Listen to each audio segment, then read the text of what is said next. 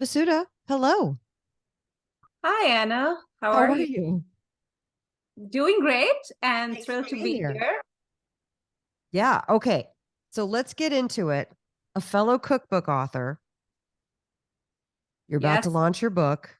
hmm Did you ever think writing a book with comparatively fewer words than a regular book would be so much work? That's a great question. And since this was my first time doing it and I had no connections in the industry, I did everything upside down. And Mhm. when I finished developing the recipes and doing the photo shoot, I thought 80% of the work was done. Oh, now I just have to document them. And then I found out that the hardest part of writing the book was writing the book. It took Right. me like three times the amount of time after that, and having all the recipes tested and I've stopped looking at my cookbook after I got it because I feel like I'm just gonna find something I don't like, and now it's too late to change it. So Right. it's quite the project, but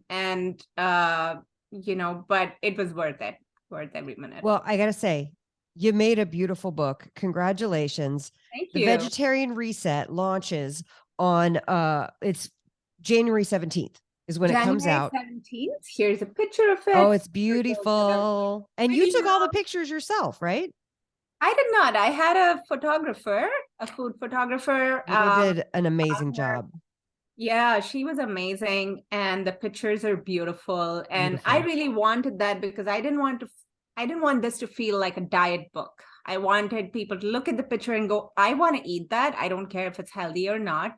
And I think she really did a fantastic job and delivered. She So really did. She really did. All right. Well, let's back up a little bit because we're going to get to what's inside the book in a minute, but I want to hear about you, about your story, how you came to the food world. What sure. what brought you to this point of writing your this is your first book, right? It is. It is. If you had asked Congratulations. a couple of years ago, I would have not had a clue that this is where I would end up. I was working on Wall Street for a hedge fund, and my career has been in finance, technology, strategy based for over a decade. But backing up just a little bit, I come from a family of foodies. I grew up in India, and I think ever since I could cook, I have cooked. And, I would use part of my allowance to buy ingredients for some new cake that I wanted to bake or pasta that I wanted to make for my friends. My parents lived for a few years in California and then moved back to India. So they brought some Western cooking into our home, and both my mom and my dad are great cooks. So I had several influences um, from my extended family as well. I cooked a lot growing up, and I was a bit of an experimenter in the kitchen. Fast forward a decade, I came to the US for grad school and then moved to New York City. And my husband and I are both foodies. We would eat out all the time. I would take notes and try to replicate what I ate, what I liked when I ate out. We traveled extensively. So that was the story. I was, always obsessed with food, but never really shared it beyond friends and family. I didn't have a blog, always a lurker on social media, so it was just for family and friends. And the time came early last year when I was parting ways with my company, and I said, all right, I have this idea for a book, and we can get into how I came to start eating this way. But I had this idea. I thought it was a quick 3-month project, and then I would find a real job and move on. But of course, anybody that's written a cookbook, you've written two on your way to the third. It's not a 3-month project. It was No. 1 year plus.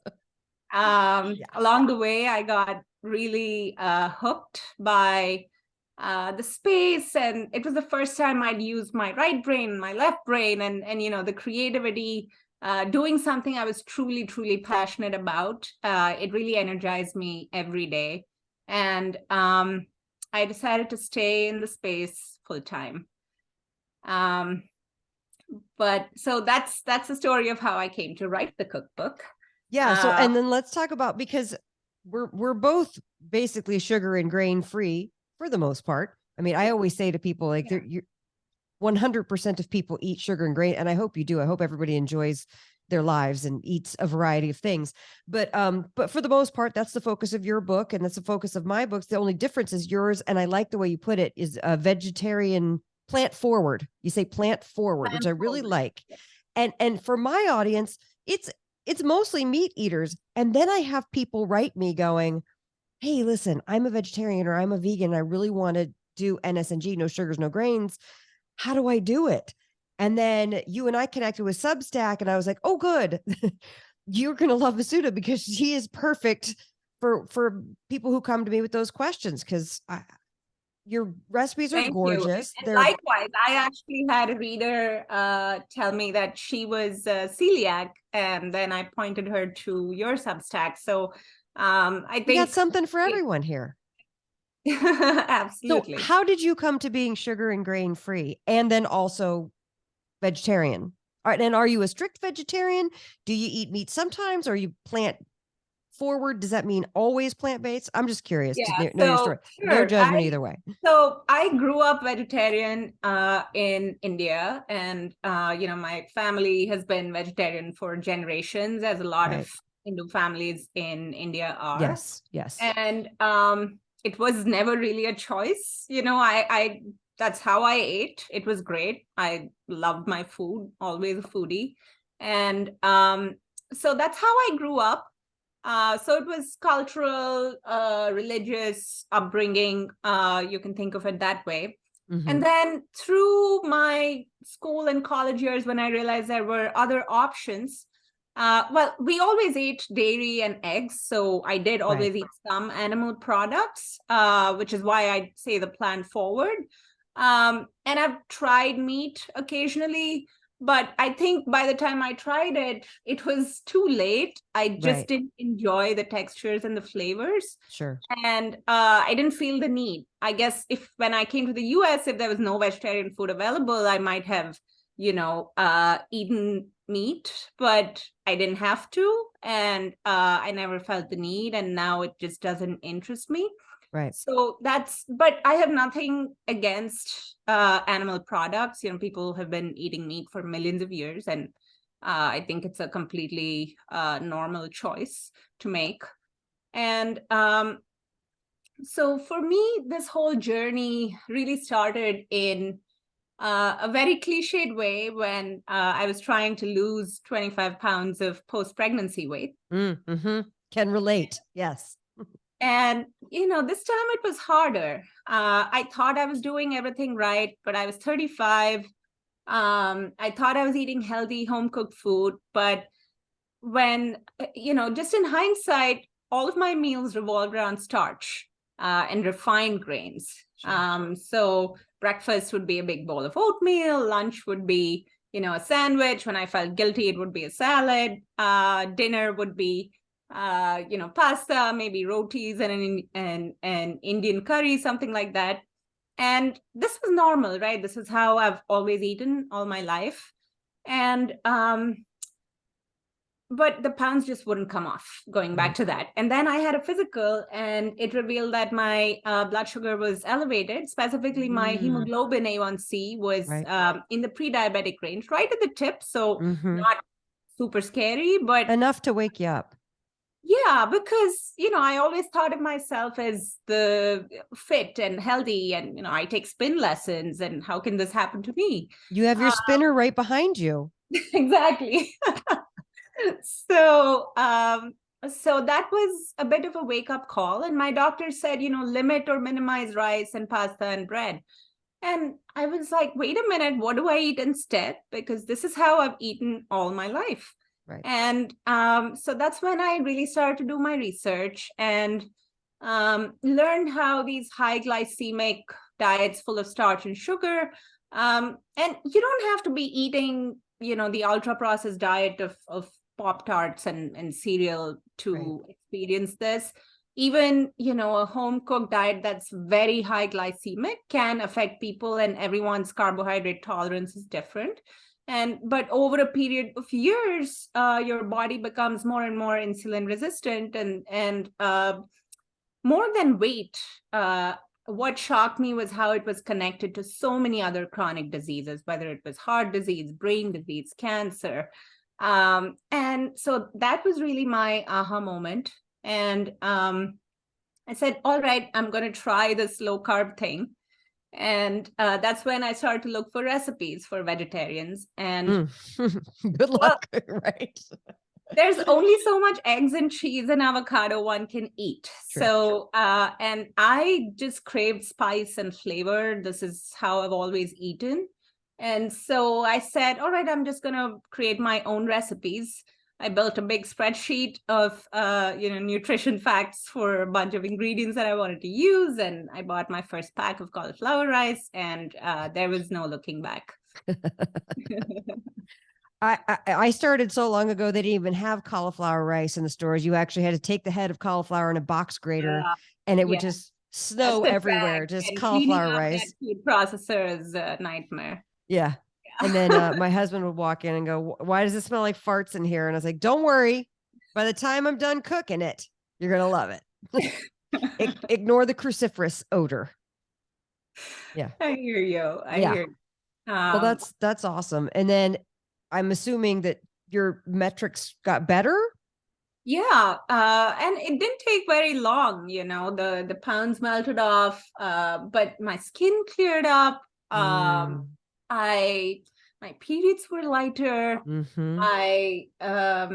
What else? I think the biggest change that I found was my energy transformation, because I would keep having these slumps. After my breakfast, I would want a nap. After lunch, I would want a nap. It's not that I never nap now, but I don't need it like I used to. I almost never take naps now. And I used to want to nap all the time. I wish I had known even in grade school what I knew now, because I couldn't pay attention in school. Like, I don't think, you know what I mean? I think that, gosh, I mean, and I just feel bad for the kids who have to go to schools where they're feeding them just so high carb meals, because it are a whole other story. We should do another session about that. I know, right? But so that was a big change. And I found that more than anything, my relationship with food changed. Before, I only ate for pleasure. And now I wanted to eat the foods. Well, I still wanted food that excited me, but I also wanted it to make me feel my best. And then I would keep gravitating towards that. So now it's not like I never eat a piece of cake, or like I do still have grains, like my parents visit and they make like some rice dish and I'll eat it. But it's not my 80%, it's my 20%. And, that makes a huge difference. Right. That's what I say. 100% of people eat sugars and grains. Again, it's just about finding that sweet spot that works for you. Yeah. And by the way, you had a baby, you need to be awake to take care of your baby, because you're already going to be dragging ass because your baby's not sleeping through the night and all that stuff. So it is. Yeah. And now I've done this long enough too, where I've watched a lot of women maintain the low carb throughout the pregnancy and throughout breastfeeding. And they said, people who've done it both ways have said, again, like, I wish when I had my baby that I knew about this, because it would have been a game changer. So that's really great. And I love that you turned it into a thing. You're like, well, I'm going to make this. Not only am I going to find recipes that work for a low carb vegetarian, but I'm going to turn it into a cookbook so that everybody else can get these recipes. Because it's tough to find that. And I am so glad to know you and be able to refer people to you. And hopefully they'll listen to this interview, and everybody go get the book. It's a beautiful book. Even if you're a meat eater, you need ideas for side dishes, and there's gorgeous, gorgeous stuff in here. Obviously, there's a lot of your culture is influencing a lot of the recipes. Delicious. So good. So thank you. So let me ask you this. How do you come up with a recipe? Do you say like, hey, that would be good? I mean, once you kind of go through what your usual go-tos are, and you've already adapted those to be low carb, how did you fill out the rest of the pieces of the book? Like, tell me about that process in your head. That's a great question. I think, like you said, I started with the go-tos. Like if I made a fried rice with rice, easy enough to turn that into a cauliflower rice dish. Then I got a little bit more fancy. There are more elaborate dishes in Indian cuisine, for example, that are like the combination of rice and beans. And it's hard because normally those are cooked together. They impart kind of that texture and flavor to one another, and their flavors have to. So just figuring out how to do that, but cook it differently, but maintain that flavor. There's a dish in the book. It's called Ven Pongal. It's in what I call the rice section. And that's the South Indian version of rice and beans that I grew up eating and love. And it's made for the Harvest Festival of South India. And I think making that this good in a low carb version was such a triumph, because now that's one of the dishes even my parents will eat, and they're tough cookies. Yes. So I did that. And then, there were some dishes that I didn't need to really adapt, like, take a falafel, for example, right? It is by its nature, well, it's not very low carb, but it's low carb in the sense it's not made of any refined products. So there, instead of putting it in a pita, I did a falafel salad. Great. And then I would just find, I came up with this around the world theme. So then I literally looked at a map and said, what have I missed? And I think I was missing a French dish. And then my mind immediately went to a French onion soup.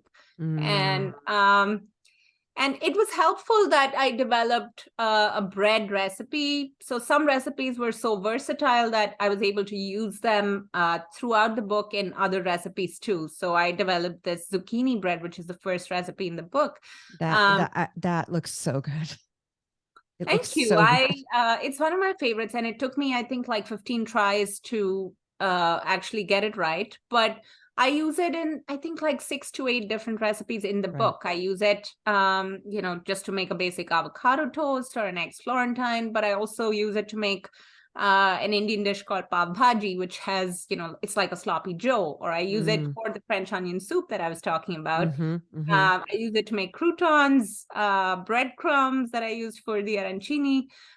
So it was a process. I think a couple of my favorite sections that originally I didn't expect to be in the book were the savory smoothie section, which I started out with just regular smoothies. And then I just felt like at that time, I didn't have anything new to offer the world in terms of a smoothie.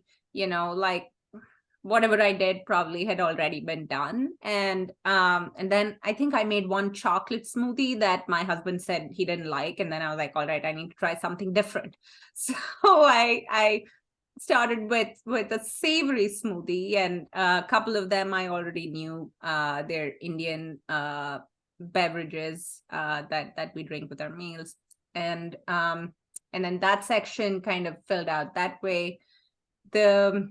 The dessert section was unexpected. There wasn't supposed to be one, but when I stalled out on the smoothie side, I said, all right, let me try my hand at desserts. And I wanted them to be sweetened naturally. I didn't want to use any artificial sweeteners. And I know you feel strongly about that too. Listen, I always tell the people, if you want to use your artificial sweeteners, you're an adult, you can do that. I'm not going to hand you one of those recipes. You're going to have to figure out the proportions yourself, because I just kind of feel like I want to use, like you say, natural sweeteners and just enough to make the thing sweet, not have it be like punching you in the face with sugar, Yeah. No, I see you use dates, you use fruit stuff, and yeah. So I decided to use whole fruit. Sometimes I use a little bit of maple syrup, but so it was hard to do. I've never baked with natural sweeteners like that, and it made it tricky, but it was fun. And I think that's probably a couple of those recipes are my favorites. They look so good. The burfi looks so good. And of course a banana souffle. That sounds wonderful. Right.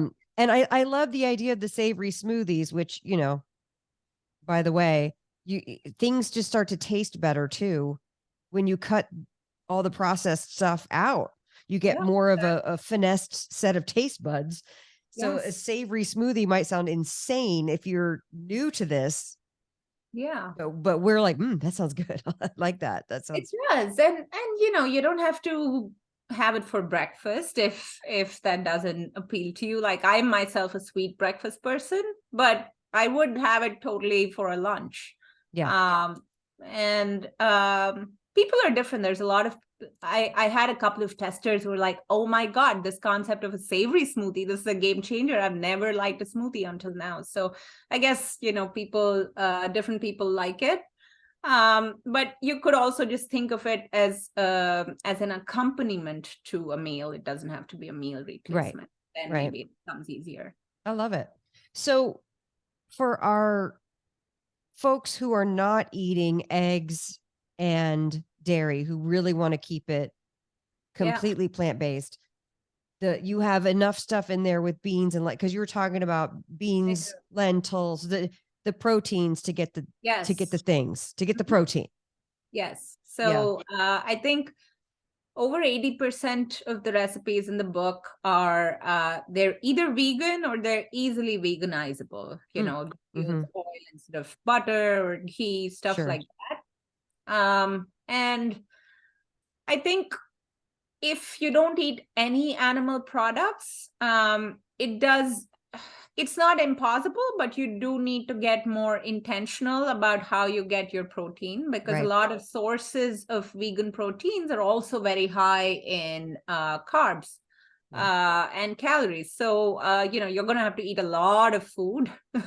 But you can do it if you're intentional about it, like incorporate concentrated sources like tofu in there, and just be intentional and eat whole foods. And add a lot of olive oil and avocado to your meals, because you'll be really hungry if you don't do that.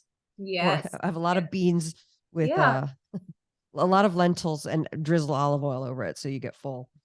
Because you're right, the volume of food that you consume is a lot, because you're not eating a fatty ribeye steak that would fill you up in 7 bites. Right. Animal protein does kind of fill you up more than I'm still impressed that your doctor told you to cut out pasta breads, rices. I know, because a lot of doctors don't do that.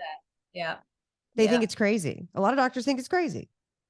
It was just a brief note in the app, but it definitely served as my aha moment and wake up call. So I am grateful for that.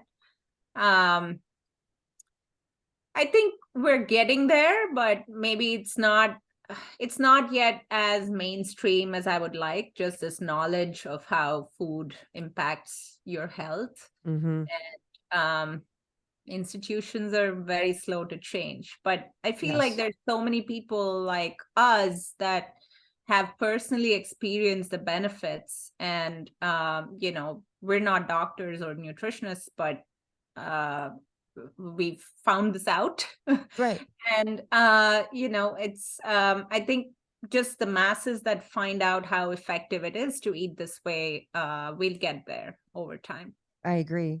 And I think, well, you and I both have that aspect of that we want to teach people what's worked for us. And so here we are putting our stuff out there.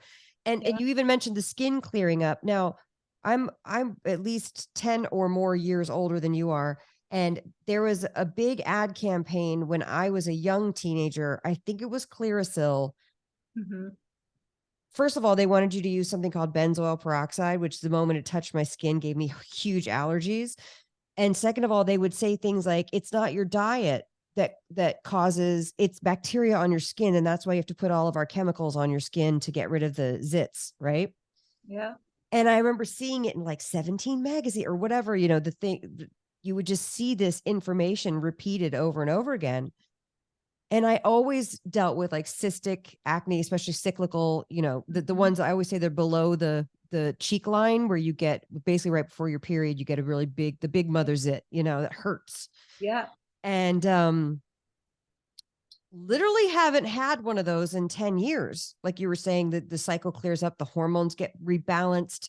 And I know that for men, the equivalent happens for them. Good things happen with your sex hormones, with your digestive hormones, with your endocrine system, and even things like sleep. It's so many good things happen that I'm like, that's crazy that we were sold that false bill of goods that, you know, just slap a bunch of chemicals on your skin, when it's like, no, it's actually what you're eating that's really going to help you clear your skin up. So I think the knowledge that food is medicine is just so powerful. And, in general, I mean, it's easier said than done. I think we're all sort of, food is such a big part of our identities, how we handle our emotions sometimes. It's a part of how we grew up. And sometimes people just don't have the headspace to make changes. And it's so much easier to believe that you do something else, you don't have to change anything from your regular routine, just add on something else, and that will work. And people are just human psychology. You're more willing to pop a pill or put some ointment or chemical and hope that it gets better. But once you realize that it's 90% diet and 10% everything else, right, exactly.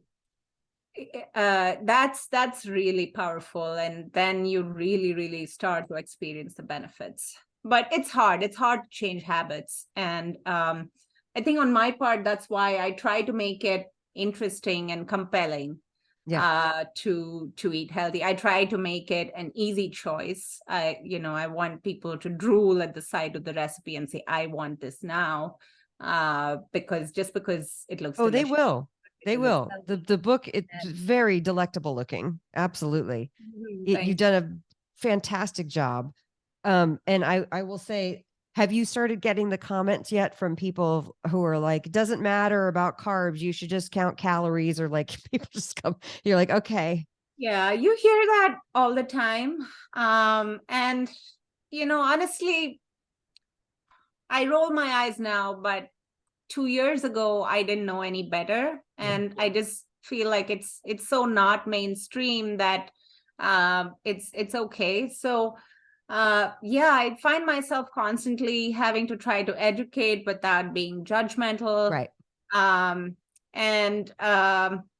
But it's hard. Now I'm so deep in the space, and I think I'm listening to so many people who have understood this and talk about the same issues. So now it gets harder and harder when I meet someone who's still talking about low fat or I know. So listen, I have a friend who's still very much like, you will never tell me that butter is healthy. You will never tell me that. I was like, okay, that is no problem.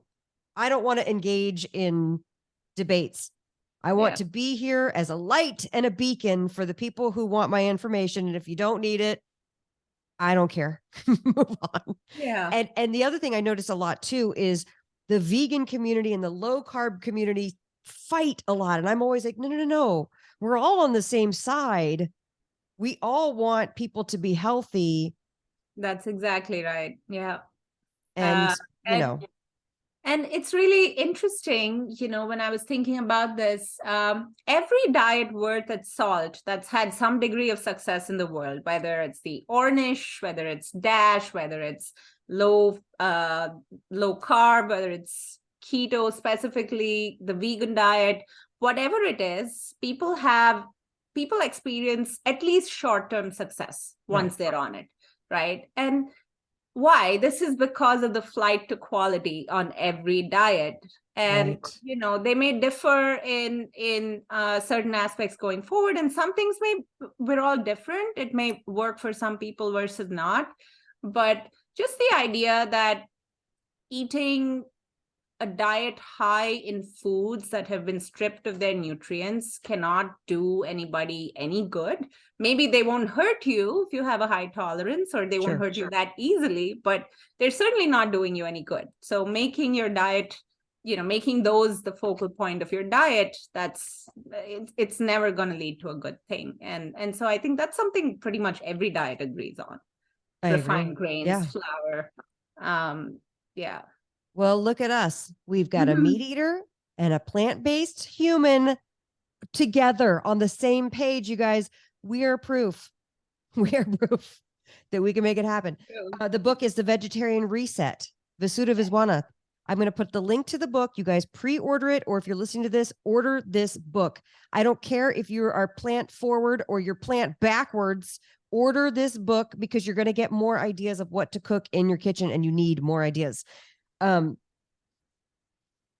17th, 2023, the book drops. Get the Kindle, get the hardcover, and I'm also going to link your Substack too. And any other, you and I will talk off the air. But thank you so much for being here. Thank you for having me. It's great. We finally, you guys don't know this, but we tried like 7 times and then we made it happen. So thank you for being here. I really appreciate it. Thank you. Thanks so much, Anna. Take care.